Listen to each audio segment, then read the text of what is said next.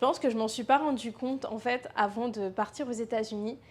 Ils n'ont pas de charcuterie ici, ou ils n'ont pas de saucisson, ou très peu. Et c'est pas du saucisson comme en France. Vous savez pas à quel point la nourriture française m'a manqué quand j'étais aux États-Unis. Je vais pas vous faire une vidéo dédiée au saucisson et à la charcuterie, mais oh là là là là, qu'est-ce que j'étais contente de rentrer en France juste pour la charcuterie. Un truc de fou. Hello guys, bienvenue sur ma chaîne YouTube pour une vidéo en français. Vous avez été de plus en plus nombreux en fait à me demander des vidéos en français sur les réseaux, donc c'est chose faite. J'espère que vous allez tous bien. Je vous retrouve aujourd'hui pour un sujet un peu particulier, mais un sujet qui me tient beaucoup à cœur, les États-Unis et tout particulièrement en fait les 10 différences que j'ai remarquées entre la France et les États-Unis après avoir vécu là-bas pendant plus d'1 an et demi. Et en plus de ça, si vous me connaissez un peu, vous savez que je suis en couple avec un Américain depuis plus de 4 ans et croyez-moi que le choc culturel, que ce soit de son côté ou du mien, il est bien présent. D'ailleurs, on sous-estime souvent ce choc culturel parce qu'on grandit avec des films et des séries américaines. En plus de ça, si vous êtes de la même génération que moi, vous avez sûrement grandi avec Hannah Montana et Disney Channel. Et du coup, on a forcément l'impression que les États-Unis, c'est ce que nous reflètent en fait ces séries à travers les écrans. Or, croyez-moi, c'est totalement différent. Et l'American Dream, enfin l'idée de l'American Dream qu'on se fait, il n'est pas vraiment pareil, mais je vous expliquerai tout ça à la fin de la vidéo. Enfin bref, la première différence, et je pense que je ne suis pas la seule à l'avoir remarqué, je pense que c'est la première chose qu'on voit quand on arrive aux États-Unis, c'est la différence des dimensions. Partout, pour tout et surtout. Que ce soit les maisons, que ce soit les routes, les supermarchés, les voitures. Quoi? Pensez pas que vous allez pouvoir rouler en Twingo là-bas? Vous êtes mignons. D'ailleurs, si vous aimez bien ce genre de contenu un peu en français où je parle des États-Unis, n'hésitez pas à liker cette vidéo et aussi vous abonner. Ça me soutiendrait pour produire justement plus de vidéos en français. Alors, même si on s'y attend un peu, je vous avoue qu'il y a quand même un temps d'adaptation quand on voit genre ces grandes baraques et ces gros pick-up qui font 3 fois notre taille. On n'a juste pas l'habitude, nous, en tant que petits Français. Et en fait, je pense qu'une fois qu'on est aux États-Unis, on comprend vite que c'est proportionnel à la taille du pays dans le sens où non, tu ne feras pas un New York, Los Angeles en voiture. Et oui, le Texas fait la taille de la France. Et oui, New York City fait 10 fois Paris. Donc plus ça va, plus tu comprends en fait que les dimensions sont aussi surdimensionnées aux États-Unis et que tu ne pourras pas aller chercher ta baguette au coin de la rue comme tu le fais en France. Tu seras obligé de prendre la voiture pratiquement pour tout le temps. Et je pense aussi que c'est pour ça que les Américains aiment bien avoir des grosses voitures où ils se sentent bien dedans, etc. Où c'est confortable parce qu'ils passent le plus clair de leur temps dedans. Même si je vous avoue que d'un point de vue écologique, moi ça me freine. En parlant d'écologie, ça va être le second point, mais j'ai l'impression que c'est un concept encore un peu flou aux États-Unis. C'est la plus grosse différence que j'ai pu remarquer avec l'Europe dans le sens où nous, on est sensibilisés avec l'écologie depuis notre plus jeune âge et depuis des années. Et autant aux États-Unis, dans certains États, ils vont faire un peu de tri sélectif, autant ils vont utiliser du plastique partout, surtout, tout le temps. Il y a une surconsommation de plastique qui est juste énorme et même quand on va faire par exemple nos courses dans des magasins bio, des magasins un peu organiques, on remarque vite que tout est suremballé dans du plastique. Quand on va faire nos courses, et ça c'est un exemple concret, quand on va faire nos courses, ils vont nous mettre nos 10 articles dans 10 sacs plastiques différents. Parfois ils mettent 2 sacs plastiques juste histoire que notre brique de jus en fait ne casse pas le sac plastique, on se retrouve avec 2 sacs plastiques. Et en fait je comprends pas le concept de se retrouver avec 20 sacs plastiques à la maison qu'on pourra même pas réutiliser parce qu'on n'a même pas le temps de les dégainer en fait une fois qu'on est en course, qu'ils ont déjà mis en fait tous les articles dans des sacs plastiques. Enfin c'est un concept que je comprends pas trop. Autant le concept d'avoir quelqu'un qui range tes courses, ça j'aime bien parce que franchement ça nous évite de stresser, de devoir ranger nos courses en même temps de devoir compter nos pièces dans nos porte-monnaies.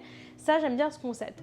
Mais le concept d'utiliser des sacs plastiques tout le temps, c'est franchement quelque chose qui pour moi, je peux pas comprendre en fait. On n'a pas été sensibilisé pareil et pour moi c'est l'une des plus grosses différences qu'on a entre la France et les États-Unis. Troisième point, en parlant d'achat, on est obligé de parler des taxes parce que les taxes sont bien différentes entre la France et les États-Unis.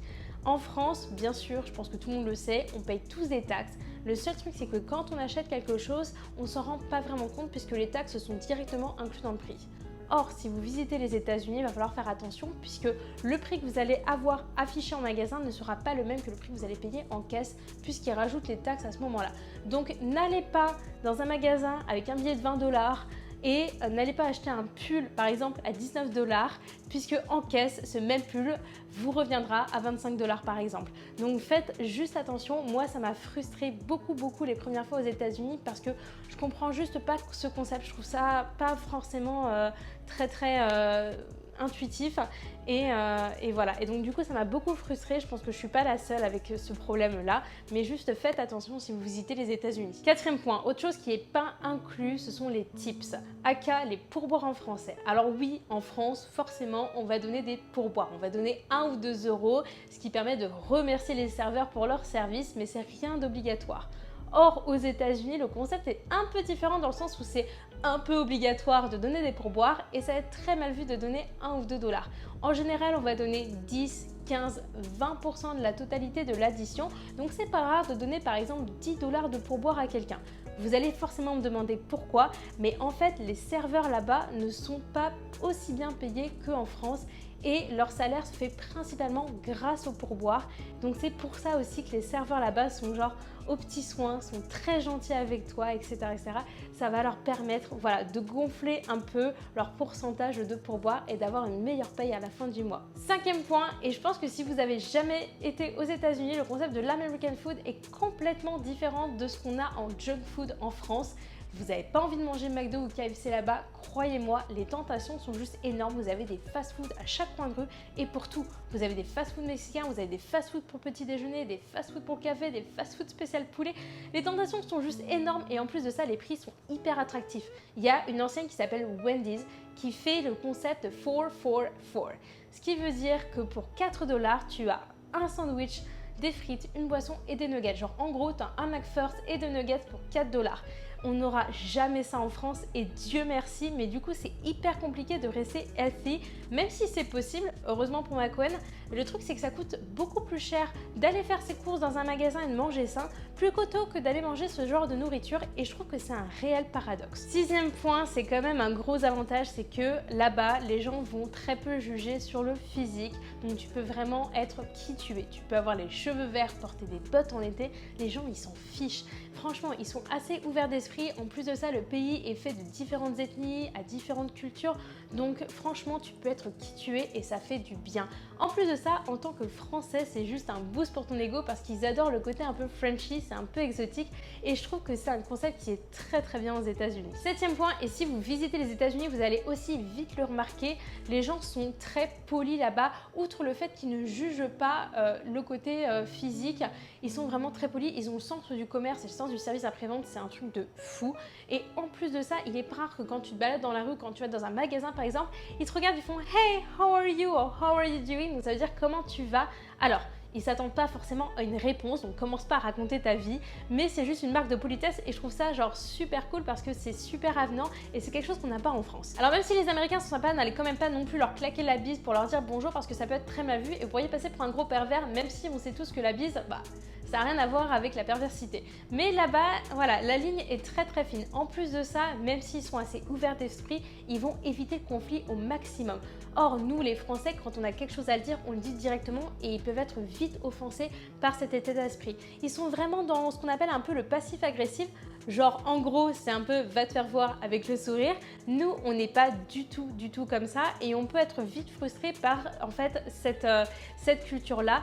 Donc juste ce qui est important c'est bien d'analyser et ne pas justement juger et ne pas en fait penser qu'on est en face de Français parce que les cultures sont vraiment différentes. Huitième point, la conduite est quand même assez différente aux États-Unis. Même si bon, ils roulent pas à gauche comme nos amis les British, la conduite est quand même différente dans le sens où déjà dans un premier temps ils ont principalement des boîtes auto et ça fait vraiment la diff.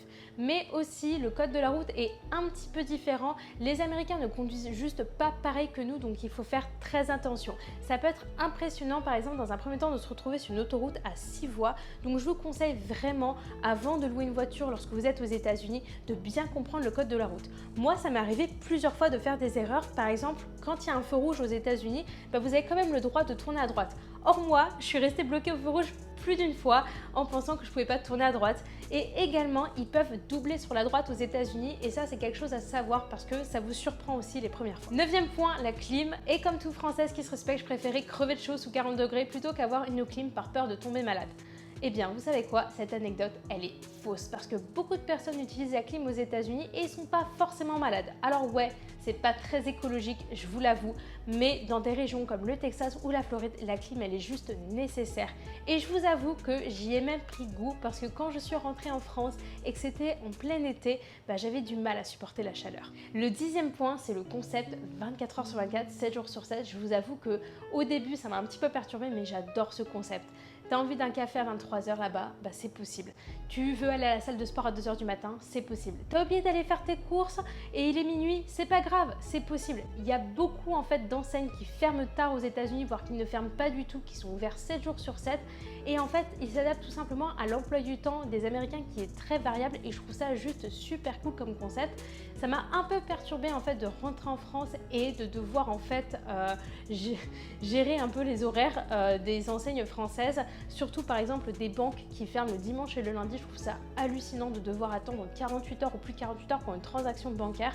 Bref, c'est le concept en fait 24 heures sur 24 et je trouve ça juste génial aux États-Unis. Alors oui, il y a beaucoup de différences entre la France et les États-Unis. Je ne pouvais pas tout citer dans cette vidéo. D'ailleurs, à titre perso, je ne pourrais pas vous dire si je préfère ou tel pays parce que j'adore la France pour certains trucs, mais j'adore aussi les États-Unis pour d'autres trucs. Et franchement, les États-Unis m'ont permis de grandir en tant que personne quand je suis partie vivre là-bas pendant 1 an. Et c'est quelque chose qui est totalement différent de la France, donc c'est juste pas comparable. Concernant le rêve américain ou l'American Dream que vous pouvez trouver dans les films ou les séries, je suis désolée de vous dire qu'il est complètement fictif parce que croyez-moi, les États-Unis, comme je vous l'ai dit, c'est le pays des extrêmes et chaque rêve américain est différent en fonction de la personne, donc je vous conseille vivement de voyager aux États-Unis pour vous faire votre propre idée. En tout cas, si vous avez aimé ce genre de concept, n'hésitez pas à liker cette vidéo et dites-moi dans les commentaires si vous avez déjà voyagé aux États-Unis ou si vous aimeriez voyager aux États-Unis. Ça me ferait super plaisir de discuter un petit peu avec vous. N'oubliez pas de vous abonner en quittant cette vidéo et je vous dis à la prochaine. Ciao!